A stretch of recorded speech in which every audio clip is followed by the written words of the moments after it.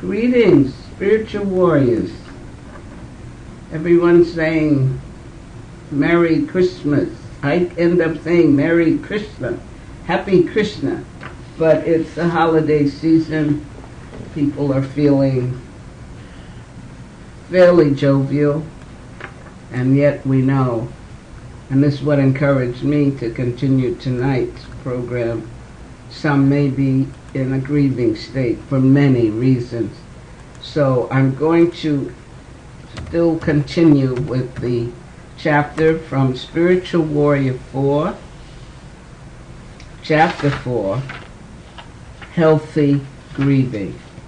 But first I want to read something. I went on Vedibus to see if I could find something related to this holiday.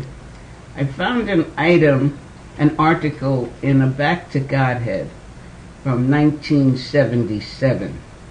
And the Back to Godhead asked the question, do the devotees of Krishna consciousness celebrate Christmas? Can't get Krishna off my tongue. Isn't that wonderful? I hope that continues till the end of life for me. And this was the reply I want to share with you. Actually, we celebrate Christmas every day of the year because our whole lives are dedicated to glorifying the Lord and His pure devotee, Srila Prabhupada. We should not think of Christmas as simply one day when we receive presents. Rather, we should think of it as a time to give presents to the Lord and His pure devotee. After all, the Magi came and gave presents to Christ. It was not the other way around. Christ's present was His very presence, His appearance in the world. Therefore, we should celebrate His appearance in the world every day. And this means giving to God every day. This means giving Him our whole lives and everything we have. If we do this, we will not be losers. This is also Christ's teaching to the rich young man, where He tells him, quote, if thou wilt be perfect, go and sell what thou hast and give to the poor, and thou shalt have treasure in heaven, and come and follow me. Matthew 19:21. When we give everything to God, when we give everything for God, we're not the losers. Rather, we become gainers millions of times over. So that's a wonderful statement to, I feel, be in the mood of truly a Christmas feeling, a Christmas of understanding, a Christmas of understanding. And those of us who are studying this ancient Vedic scriptures, Bhagavad Gita, and are hearing from Srila Prabhupada and his disciples like Bhakti Tirtha Swami, we're understanding, and it's been mentioned many times, that our position and role as a servant of God. And as a servant of God, our role and position is to serve.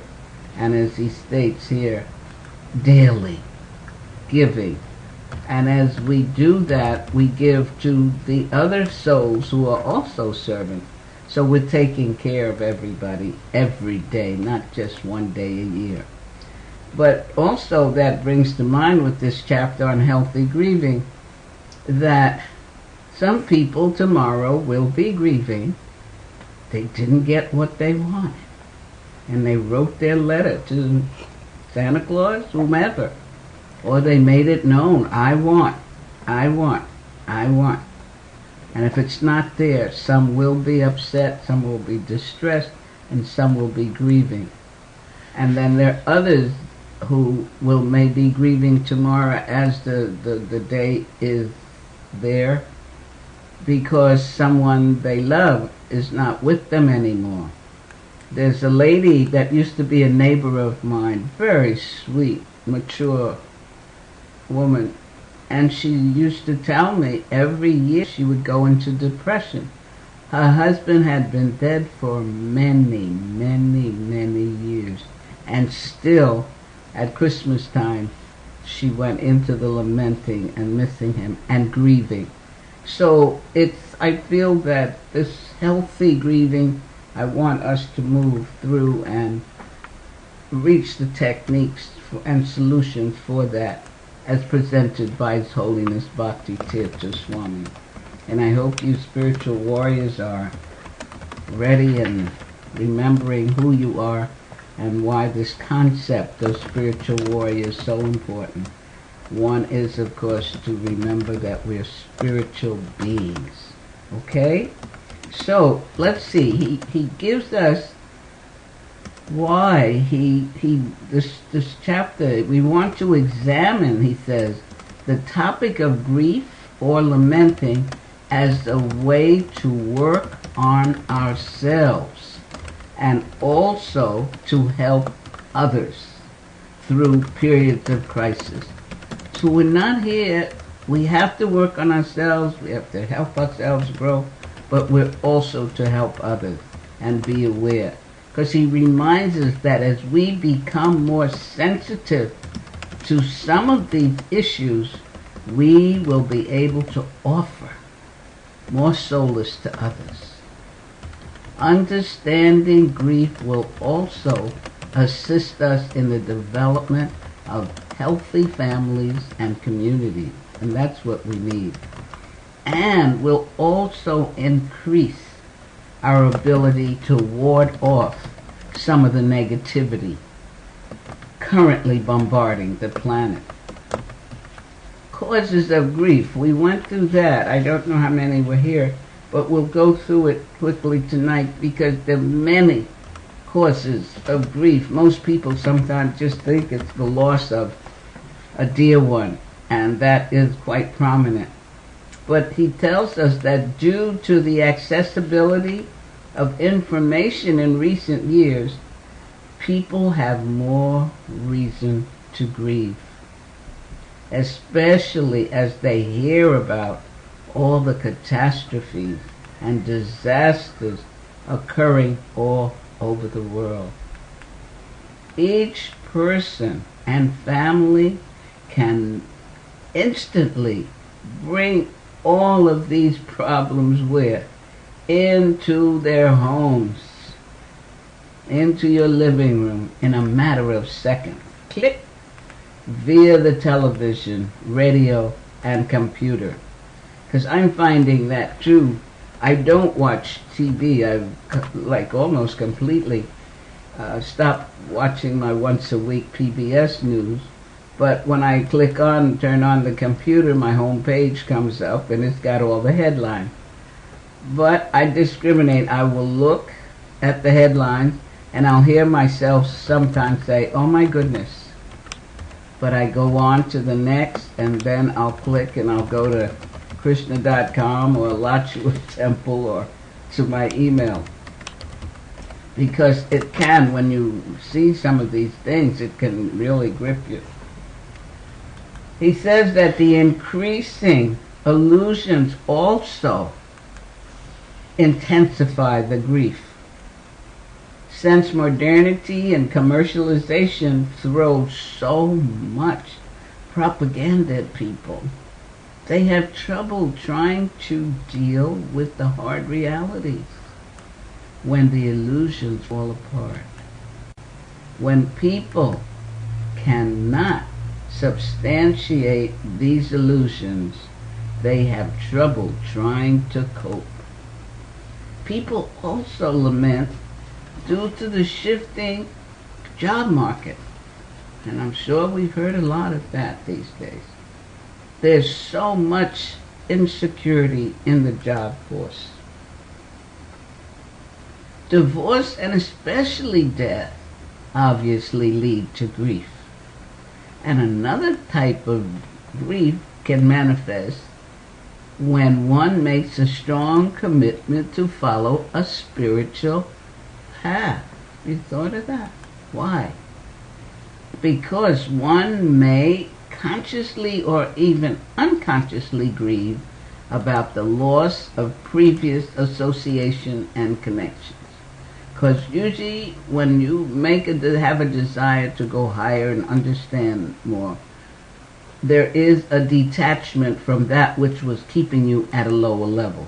But he says you can even grieve a little for that situation.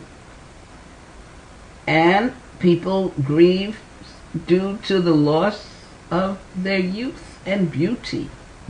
As we said before, that's a billion dollar business, trying to have a solution to that kind of grieving. And some people lament as their intelligence slowly diminishes. I can't remember, I forgot. And rather than finding a solution and trying to do things to keep that memory going, some people actually stop and grieve. So these things bring about an amazing amount of sadness and depression. So we want to go on where he tells us that in spite of the miseries and disappointments that lead to fear and grief, if we can somehow take shelter of the wonderful love and beauty of the Lord, then the dualities of the material world will not influence us to the same extent. So that means hearing about the Lord, talking about the Lord, practice serving Him, and realizing that He's there to help you. Now, many of you, if you've read Bhagavad Gita, you know the story in chapter 2 of Bhagavad Gita with Arjuna having to go on the battlefield. Of course, Krishna is driving his chariot, but he doesn't like what he sees out there, and he's really distressed seeing grandfather and his mentor and teacher. But he must confront this tremendous challenge. And that reminds us sometimes we come up against challenges that we must face. But again, if we follow Bhagavad Gita, we'll see because he had Krishna so close to him, he helped him understand what was going on. Because at one point Arjuna says to him, I can find no means to drive away this grief, which is drawing up my senses. I will not be able to dispel it, even if I win a prosperous, unrivaled kingdom on earth with sovereignty like the demigods in heaven. So now, due to his overwhelming grief, Arjuna is searching for a way out. And he's in quite a state of bewilderment. And he can't understand how war against his own family members can be ethical or moral. But several verses later, Krishna tells Arjuna, while speaking learned words, you are mourning for what is not worthy of grief. Those who are wise lament neither for the living or the dead. Now the Lord explains that one who has higher understanding does not lament because such knowledge will help one understand why certain events unfold in a person's life and how to act accordingly. Now he's not saying that you won't have an emotional feeling of the loss if we're dealing with a living entity going. Of course, losing a job too can be devastating, as we said, and seen as a loss, or even losing your house these days. People are. But if one has a higher understanding, he doesn't lament because the knowledge that he has helps one understand why certain events unfold in a person's life and how to act accordingly. So our author goes into the stages of grief. He says that in our second category, we want to examine the stages that people move through as they deal with grief. We can actually compare the process of lamentation to a roller coaster ride. While riding on a roller coaster, a person naturally expects some shock, bewilderment, adventure, and even fear. The folks, I guess they still have roller coasters, and folks go out. The last time I went on one, I knew I'd never go again. I remember, I don't know, family members, but I was choking somebody. I couldn't wait for that thing to stop. So yeah, but sometimes people even get on that ride in order to experience the adrenaline rush and adventure. However, if they realize what the ride entails, they will be able to bear some of the challenges without jumping overboard when the roller coaster speeds up. So what he's trying to do here, the author, he wants to help people through their times of need, because people need the most help and support during the grieving process. So, and he said we must all inevitably face these periods of lamentation and grief. So he's going to give us 8 stages and the understanding. 1 is shock. Shock is one of the first stages in the grieving process.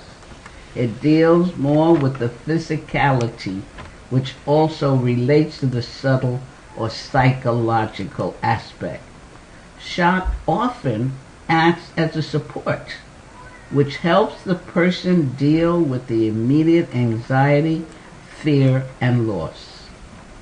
After shock comes denial, in which a person tries to deny the reality.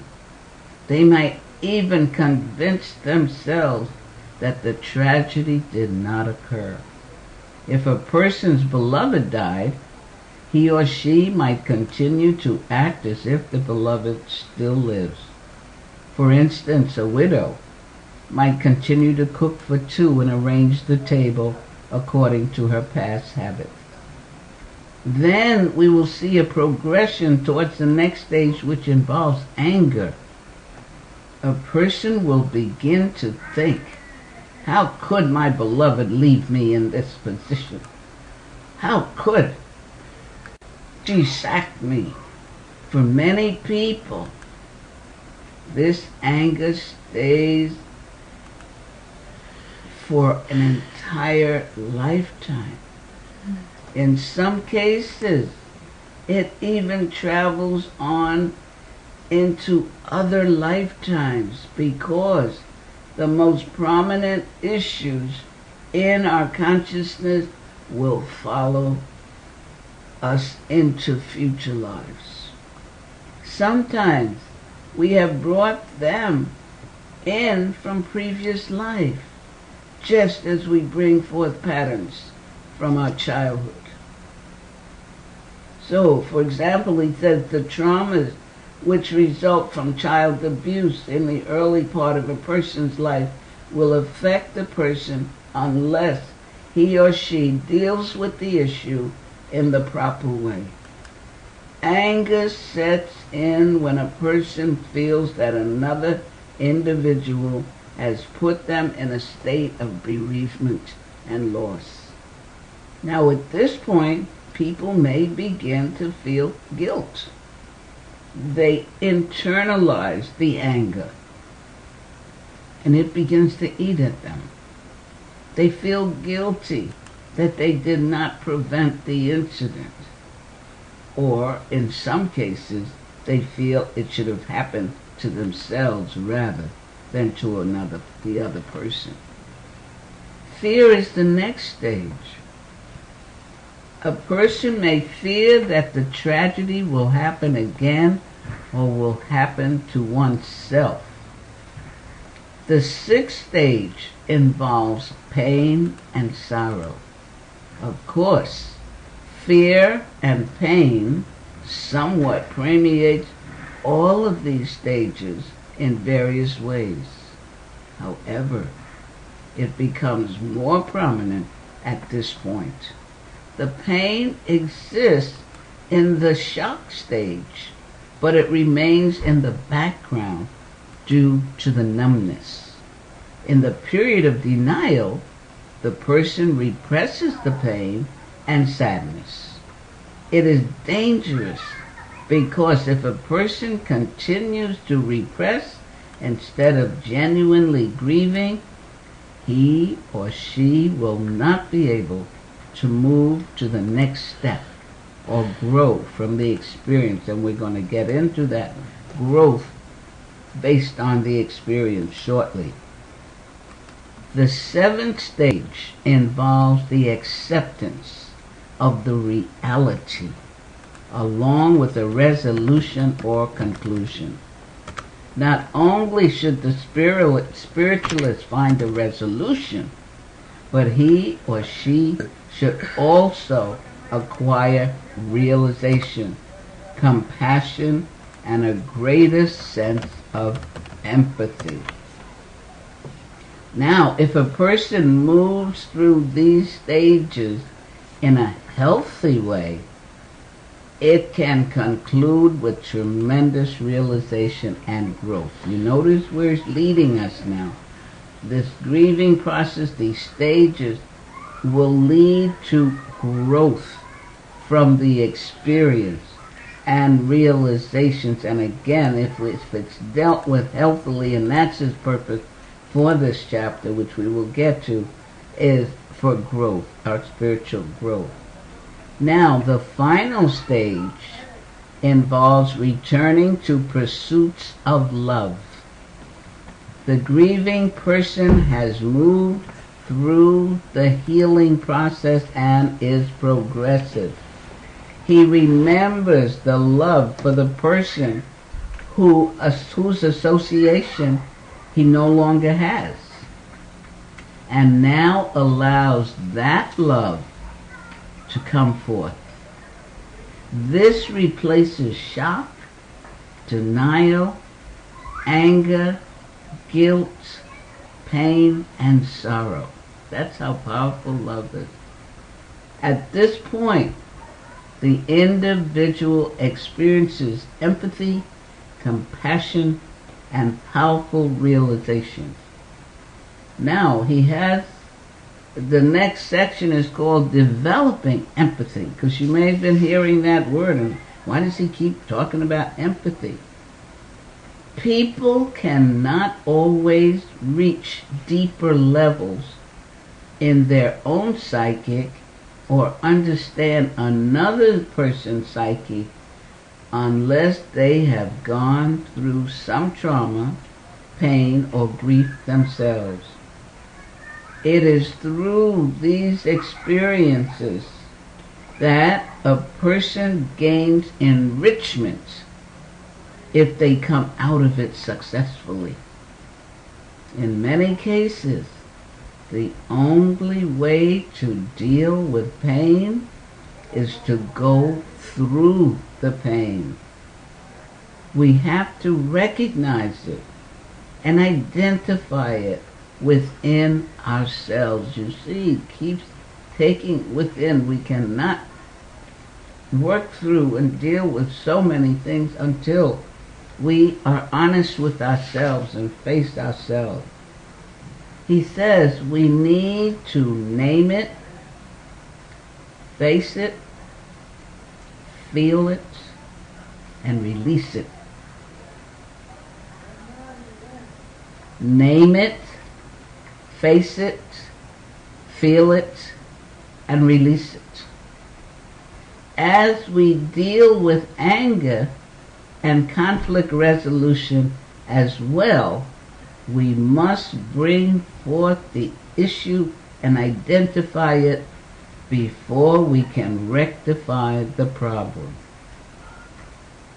If we do not identify the issue, it might just fall into the background and manifest at other times. So we must name it, face it, feel it, and release it. We must face it in order to release it. It is healthy to move. It is healthy to move through these stages and come out on the other side as an enriched person who has deeper realization and deeper levels of compassion. A successful person will have a greater ability to help others who may get stuck at different levels. So I hope that this is helping you if you're dealing with someone or you're in a community or family and you notice different stages of grief, that you can recognize it and empathize with that person. He gives us now techniques to deal with grief. Look for the solution. We'll now offer several techniques to help us deal with grief in a healthy manner. We want to act positively so that the grief will end with greater realizations, empathy, and compassion.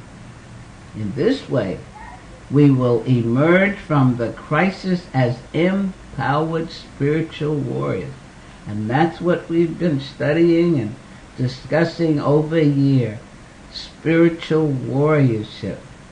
And that we have weapons. Our weapons of warriors are love and compassion and now empathy you're hearing, and understanding, and of course knowledge. And if we emerge from the crisis as empowered spiritual warriors, ready to assist others, especially those who get stuck at a particular level, and you may be around someone like that or someone at work, hopefully these concepts that you're hearing. Now, techniques for application.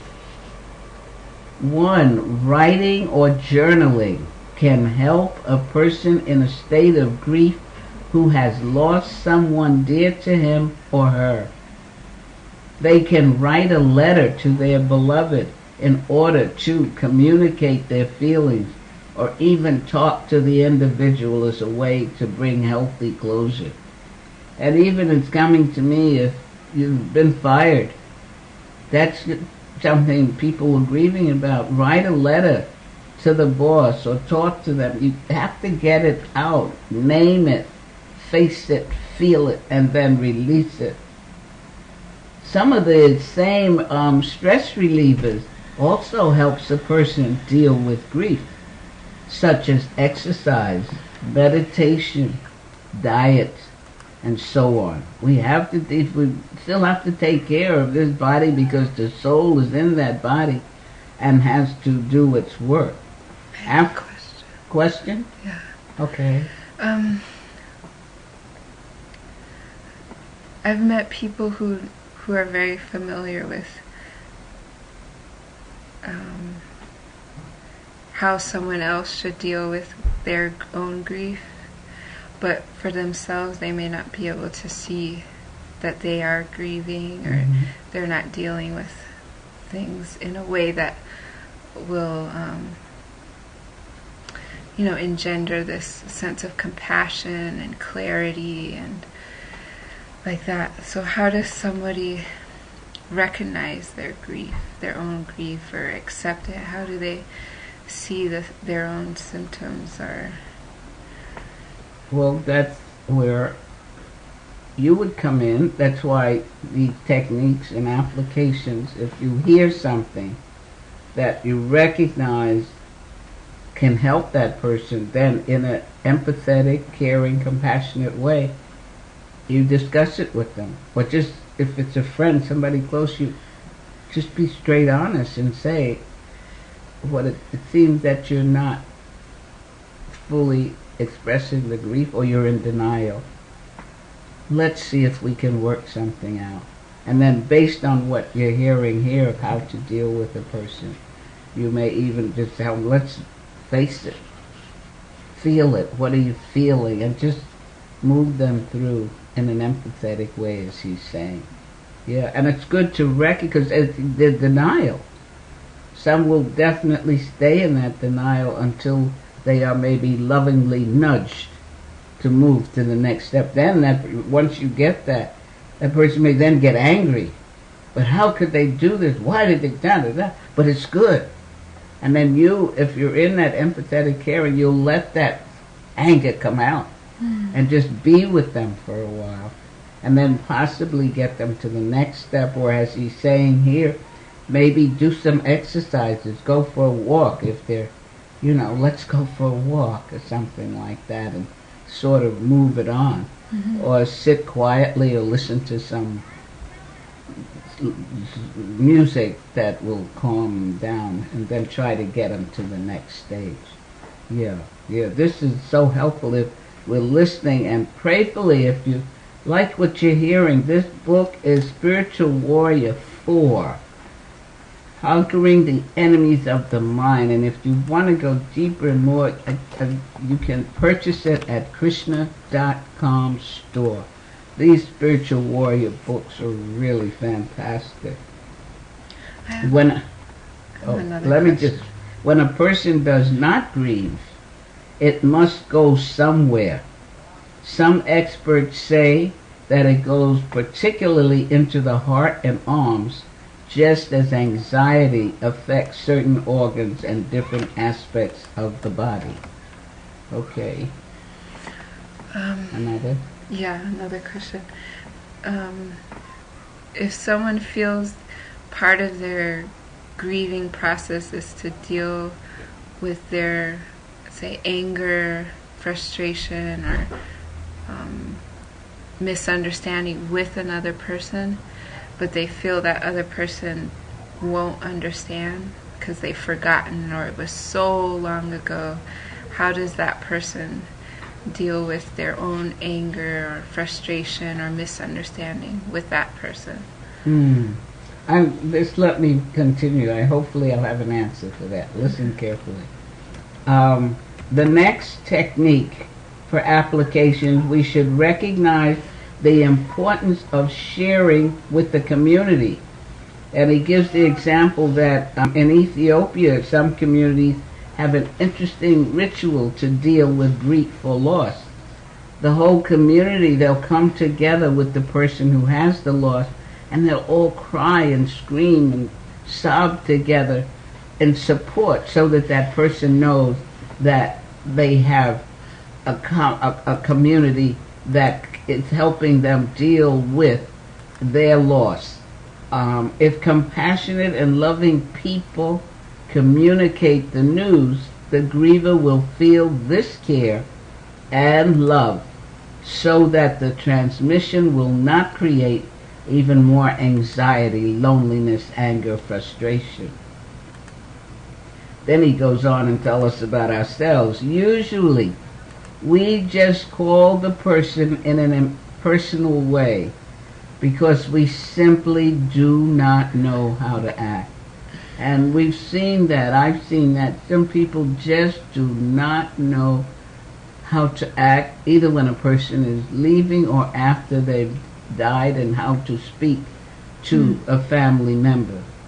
He says we may even avoid a person in grief for the same reason. We just do not know how to act. Instead of allowing them to cry and share their pain, which will also involve us, we often just avoid them. However, if the community supports the individual by sharing the bad news as a unit, it will come through a level of communication that gives love and care to the actual person. Then the person will not feel intimidated to express his or her own grief. It sends a message to the person that we understand their pain and we will experience it with them because we love and care for them. We all want to grow from the trauma and come out stronger in our relationship. You notice again he's saying these experiences is for our growth. He has the Native Americans have a slogan. After a night of grief, what will you do to save the children? It basically indicates that we should honor the grief and the reality, but we should then use that to create better families and communities. What will we do with that to create growth in the future? How will we set up an arrangement and an environment that'll make it easier for others to handle the same issue? These are good questions if you're in a community or even a family. How will we all grow through this like a tragic hero who comes out of the situation with more profound realizations? How will we come out of this as greater spiritual warriors? So our service is to help others, but we have to be able to have that empathy and compassion. The next technique that we're dealing with, or application, he says, fear, anger, and grief do not exist. What's that? What's he talking about? What do we mean by this statement? Do they have a certain weight, color, or appearance? What is he talking about? Fear, anger, and grief. Can you draw them, see them, or talk to them? They do not really exist. Their existence depends only on a perception that we create according to past circumstances. We often embrace certain mindsets, such as grief, according to external situations, although the grief entity itself has no connection to these events. There is no such thing as a grief entity. It simply depends on our codification of a situation. This means that grief, anger, and depression need a host, need something to live in. They need someone to invite them in and nourish them. We can deal with grief as we would deal with any temporary visitor. The way to look at this. Think of it. We allow them to stay for a few days, but they must eventually leave our home. We have the right to invite them permanently into our house, or we have the ability to honor their existence while still encouraging them to continue on their journey. And that is like describing, what did he say? You feel it. What is it? Feel it, name it, face it, feel it, and release it. that came to mind as I read that. We create grief according to how we codify certain situations. According to that codification, we turn grief into an entity of its own. He's powerful. 5. All suffering has a deeper hidden meaning that we can uncover. We can either view the world as an abode of suffering, which leads us to cynicism and depression, or we can understand that God allows suffering as a way to educate the living entities on their behavior. Instead of just seeing God as a tyrant, autocrat, or as unmerciful, we can accept the grief to be part of the reality of the material world.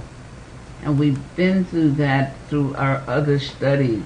If you're in a material body, in the material world, there's going to be suffering of some kind. But that's why we have to know who we are as spiritual beings, living spiritual entities, eternal spiritual beings, entities, in a material body which is temporary. These experiences are natural and sometimes even healthy if we learn and grow from them. There it is again. Experiences are for us to learn and grow. The 6th and final. Ultimately, he says, when we gain real knowledge, we will not experience ongoing lamentation. This goes back to what Krishna said to Arjuna when he was upset. It's the understanding.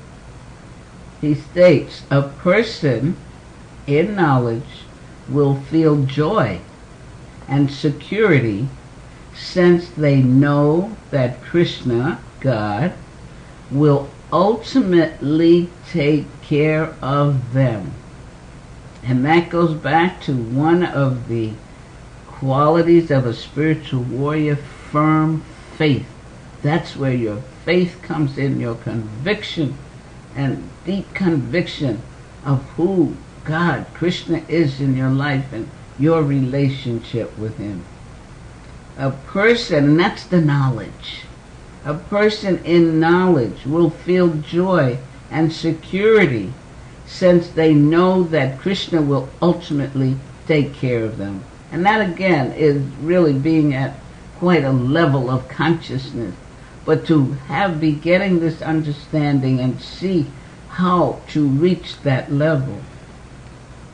However, it does not mean that we should not face certain problems and move through them so that they can help us grow and advance. There it is again. We can't turn our back on it, but we must, what? Face it, feel it, and name it. Face it, feel it, and release it. Those points are very important so that they can help us to grow and advance. And hopefully of each of you spiritual warriors out there, those who are listening, that desire is deep within you that you want to grow spiritually and advance spiritually, because that's what he's talking about. So the next is, focusing on growth and healing. Let's focus on that. Any questions from our audience? Are there people out there tonight? Mm-hmm. Yeah, okay. Is Bhuvan Mohan there? No. Okay. Okay, focusing on growth and healing. When we lose someone very dear to us, We can actually honor them best by moving through the healthy grieving process, since it will help us reflect on their meaning in our lives. And that's what we've just gone through, these techniques and application. However, we can honor them in the best way by transcending the grief, because it allows the love connected with the other person to live through us by constantly feeling gratitude for whatever good knowledge, good association, and good feeling they gave us.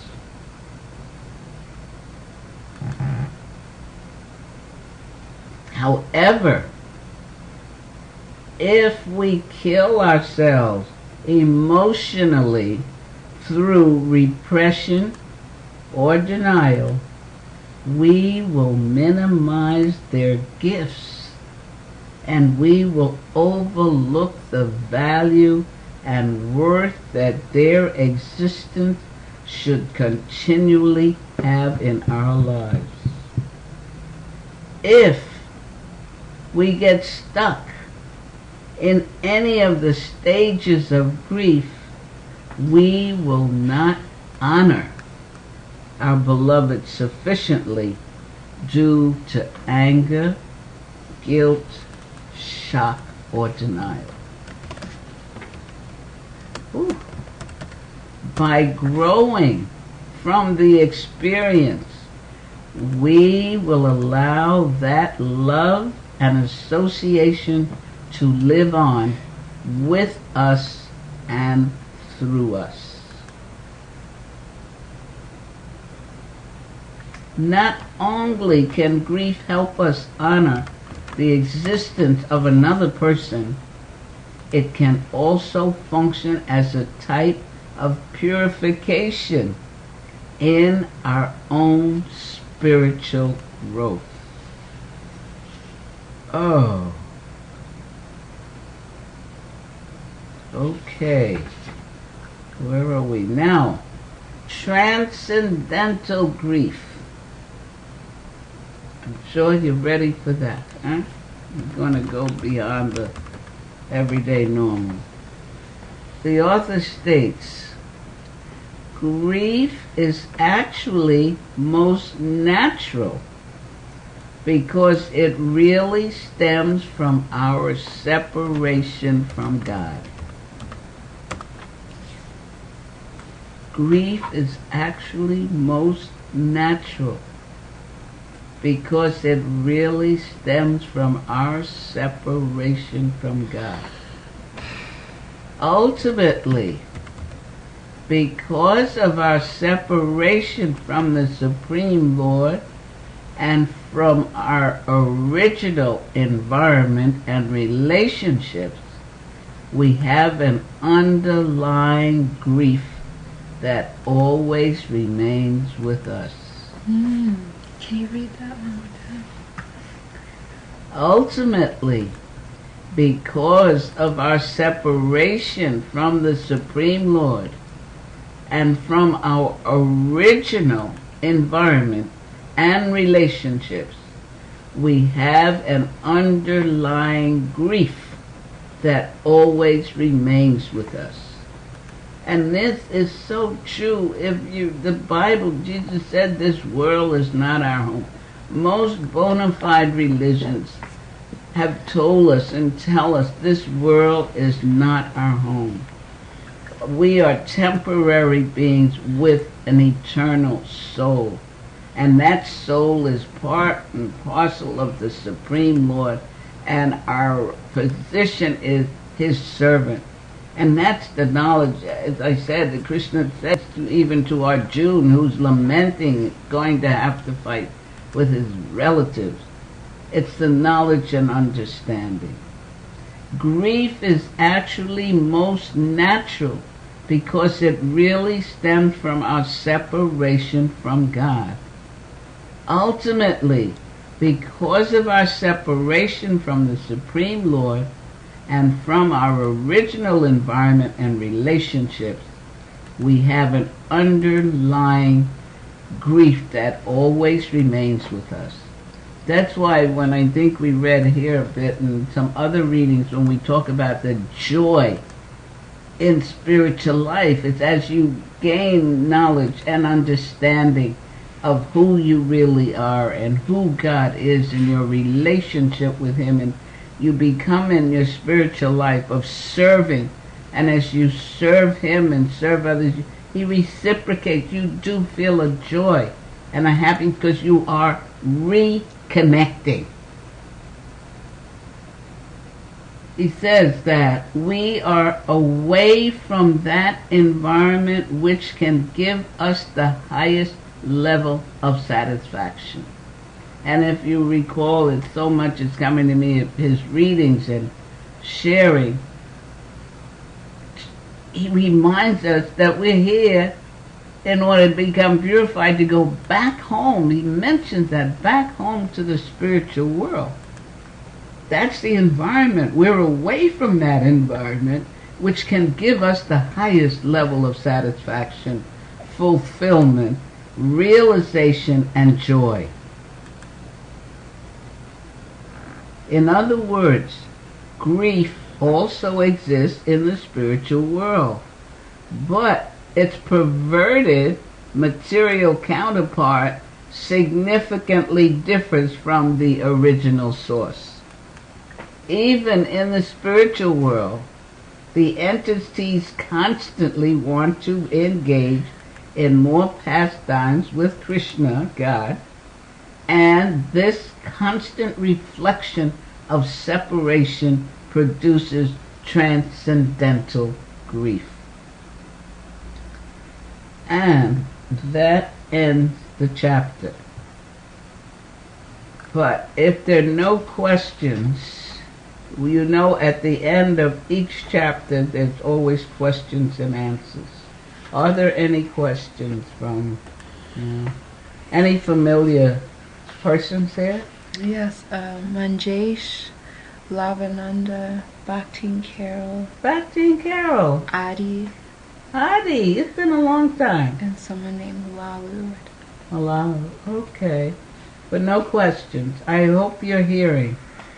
What I'd like to do, what I found at the questions at the back of this book was a question that I asked Bhakti Tirtha Swami.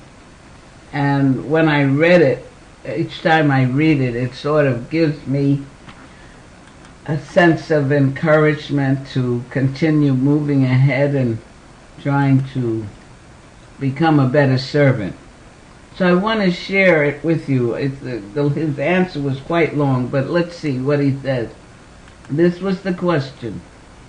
When I heard of the passing of one recent spiritual mentor, I think I went through all those stages.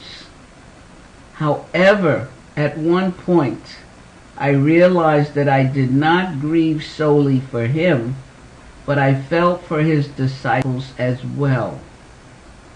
After about 3 days, I accepted my grief, but then focused on my own situation and thought of you as my spiritual director. What if it had been you? This morning I realized that if sudden death came upon me, I might not be able to remember Krishna. Then I read on the internet several verses from the 8th chapter of the Bhagavad Gita, which explain the auspicious times that a yogi should leave his or her body. However, a person in full God consciousness does not need to worry about such details because he has attained Krishna consciousness. I do not feel that I have attained a high enough level of Krishna consciousness. However, At 75 years of age, death really can come at the next moment. But after having these realizations, I do not feel ready in my consciousness. I have been reflecting on all these questions in the last few days, and I do not know where I am at after all these years of spiritual disciplines. However, I feel that I am changing in a way that I cannot even recognize.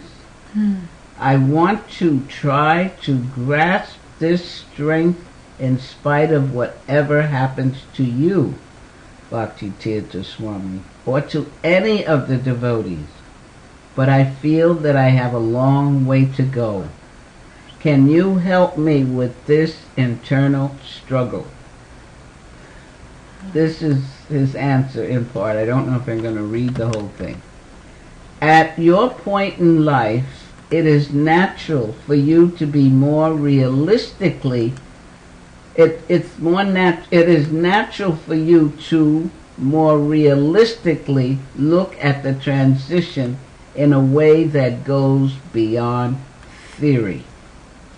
We see that the Lord has made certain promises. Bhagavad Gita 1866, Krishna tells us not to worry, hesitate, or fear. He states, abandon all varieties of religion and just surrender to me. I shall deliver you from all sinful reactions. Do not fear. The author continues, throughout the Bhagavad Gita, the Lord gives us so much knowledge and dharma or religion, but at the end he tells us to just abandon all varieties of religion. He does not want us to just superficially abandon the religion, but he wants us to go deeper and connect as best as possible with the essence. The Supreme Lord says in Bhagavad Gita 4:11, as all surrender unto me, I reward them accordingly. Everyone follows my path in all respects, O son of Pratha. The Lord emphatically states that he will reciprocate with his devotee according to their level of surrender. They do not have to fear or worry. The chapter that you mentioned from Bhagavad Gita, especially text 823 and 824, describe in detail the approximate time for a yogi to leave his body. For a yogi, these details are very important, but the time and place are not necessarily as important for a devotee, because Krishna has made a promise to his devotees. To the extent that we devote ourselves, Krishna, who resides in the heart and gives us access to Sadhu, Sastra, and Guru, will now facilitate us. He mainly assists us through the agency of Guru. At the time of death, the relationship between Guru and the disciple is of ultimate importance. Due to the disciple's dedication and service, the Guru now has the position to connect with the disciple and facilitate him or her during the transition.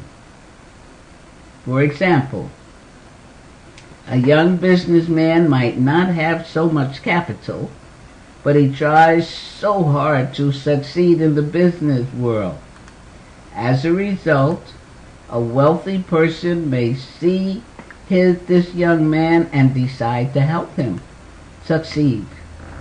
The wealthy man acts as a financier or a lawyer who helps him and pleads for his case. Similarly, a devotee may not have reached the level of full purity, but may still receive the highest results. For instance, in terms of some of the disciples of certain pure teachers, some may not fully be pure, but when they leave the body, they may still go directly back to the spiritual world because of their intense degree of dedication. The spiritual master will reach out and bring such a person back home as a result of the student's seriousness. Out of his mercy, the first-class spiritual mentor will aid and complement that disciple in his or her weak areas.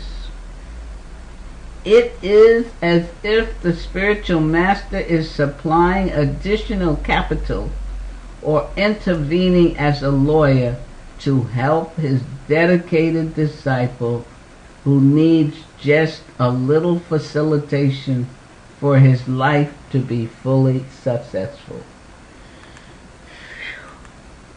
In other words, we need to realize the importance of remaining loyal in our daily lives to our connections with the parampara or the bona fide chain of pure and potent spiritual mentors. Furthermore, as spiritual masters, we must develop the spiritual potency to execute our necessary service on all levels.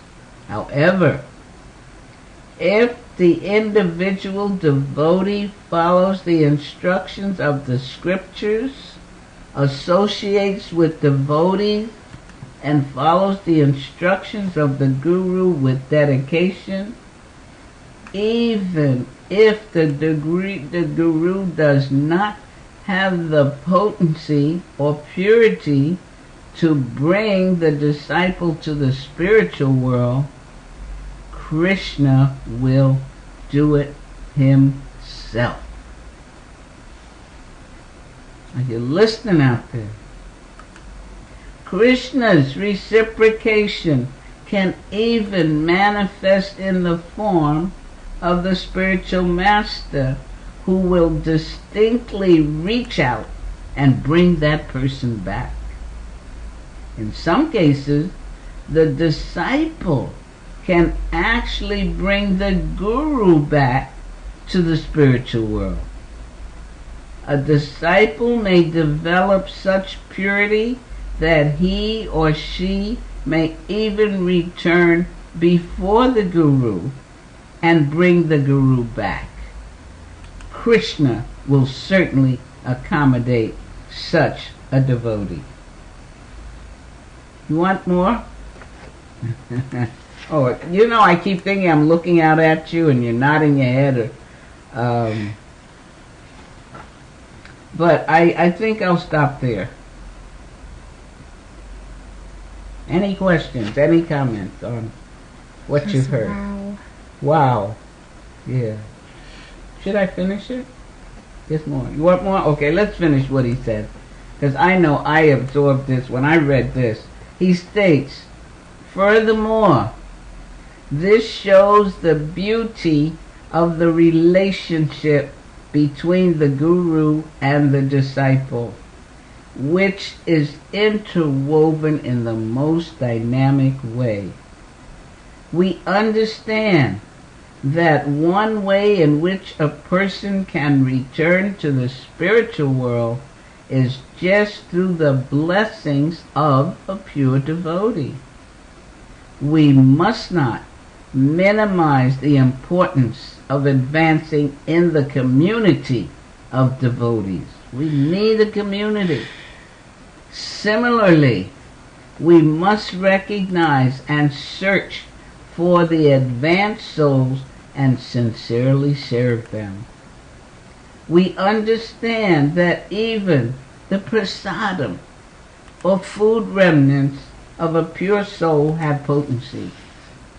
Narada Muni, a great angelic being, previously made tremendous advancements simply by taking the association of elevated devotees, honoring their remnants and serving them. The Lord has provided so many types of help, but surprisingly we often lose our courage and run away from the healthiest activities. Pay attention. We should continue without hesitation or fear, because Krishna made these promises himself, and he has the responsibility to do the necessary. For this reason, we must not develop the mentality of a cult by considering the Guru to be only his body. Such followers will only be able to follow the physical instructions or will feel too emotional about the body. We accept a spiritual mentor because we want to get Krishna, and Krishna will facilitate.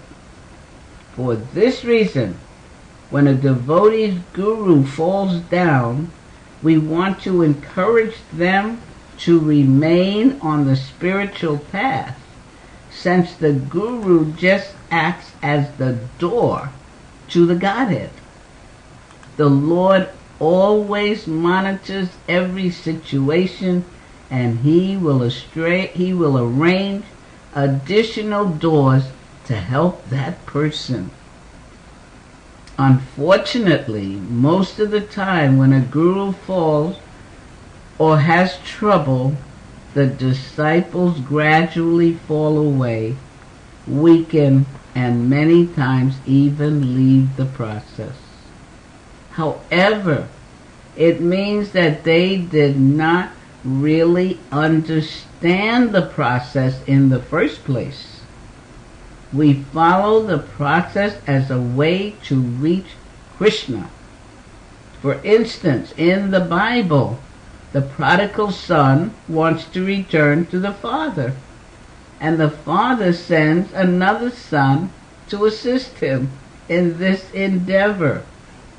However, the father remains the facilitator, which means that if his representative deviates, he will certainly make another arrangement to help the son.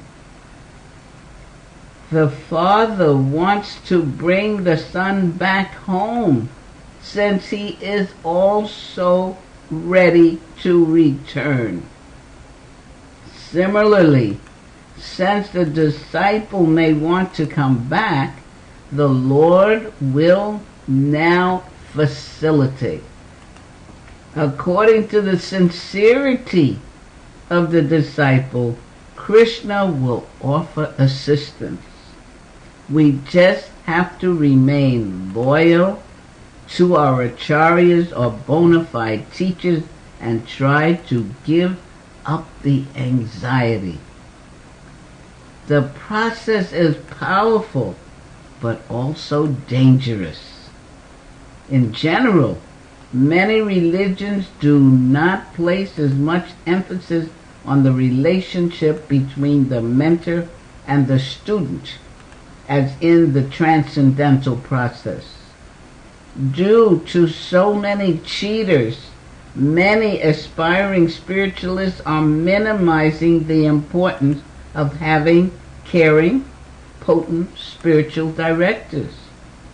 For this reason, the Supreme Lord arranges to give us scriptures, saints, and teachers. If we sincerely follow the practices that God has given us for our growth and reformation, it will carry us into the spiritual world. In this practice, one embraces love, faithfulness, accountability, loyalty, and selflessness, because these qualities are an inherent part of our original identity. As we regain our identity, we can escape from the material prison and fully embrace our eternal loving state. Krishna arranged the process, and he also evaluates. He will either allow our spiritual mentor to continue to perfect his duty of bringing us to him, or if the spiritual master somehow cannot complete his duty and the disciple remains devoted, Krishna himself has the duty to assist. He will either send help or come himself in the form of guru to bring that disciple back home. In the story of Bali Maharaj in the Vedic scriptures, his guru lost focus, but Krishna came as Vamanadev to benedict Bali Maharaj due to his steady dedication. We can just see the awesomeness of devotional service. In terms of death, we do not really grieve excessively when someone leaves, especially if the person has served with devotion and dedication. We feel happy that the person has gone to the spiritual kingdom and attained such a glorious victory. It should encourage us to perform our own service so that we can join them. We can simultaneously pray that they will help us speed up as we endeavor to also return home, and that we can know them in their actual identity in our service to the Godhead. Isn't that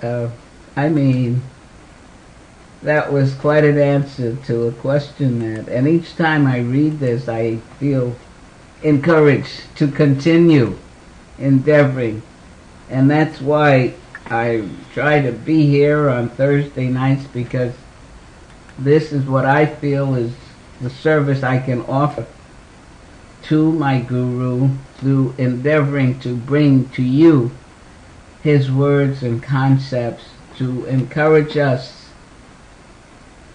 to grow and advance in our spiritual lives. And I hope these words have helped.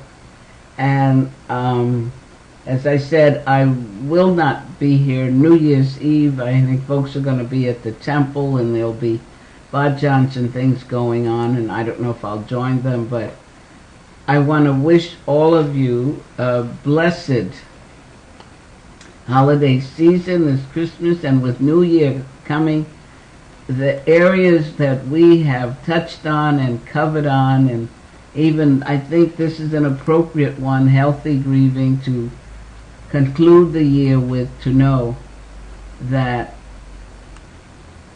our main grief is that we feel separation from the Lord.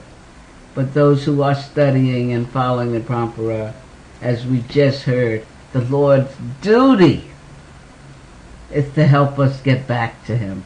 So that's quite encouraging, and let that be our desire and movement for the new year, And I thank you all for coming. If there are no comments or questions by anyone there before we leave? No. Okay. Anybody added? Same people there or some have left? Same people are there, and Dr. Patrick also showed up. Oh, where's Dr. Patrick? Nobody's saying.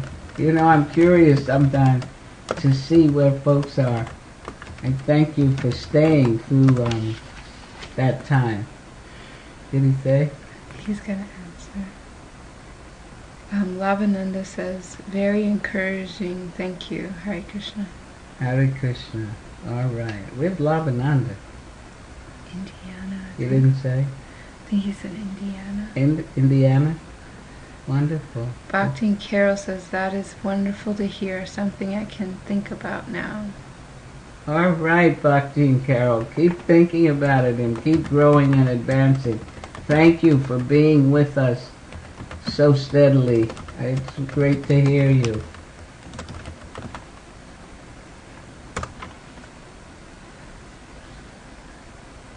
I think they're typing. Okay, they're typing? I think so.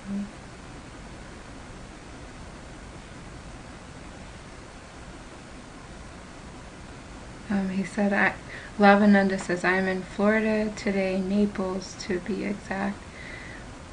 He's in Soon Florida? to be in Alachua. Soon to be in Alachua? Okay, if you see me, I guess you'll recognize me. Do make yourself known to me. Thank you for being there. Wonderful. Anybody else? Okay. Krishna bless you all. Have a wonderful holiday and a most spiritually advancing new year. And we will meet the first Thursday in January.